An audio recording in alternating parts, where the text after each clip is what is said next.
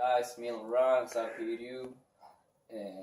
Today we're in my house and we're gonna review. Hey, dude, come in and review right here, okay? Today we're gonna review my refrigerator, okay?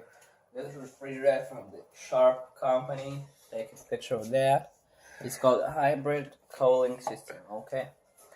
Now, first of all, the looks of the refrigerator, it's gray, you see really nice finishes of the handles, really simple design, without any magnets and shit. Okay, let's open it.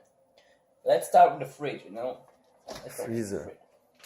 So in the freezer, we got a lot of different foods right here in the fridge food. We got meat, we got some salmon, fried salmon. Here we got ice dispenser. You can make ice. Yo, let's go. Yo, here this is the main compartment of the refrigerator.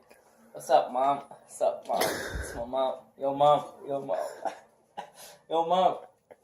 Whatever. She doesn't understand my review. We got a cake, we got milk, and we got some pasta right here. Yo. This is my mom. Film my mom. That's my mom. That's it. That's my mom. That's my mom. Don't forget to like and subscribe. Don't forget to like and subscribe for me and for my family. Okay?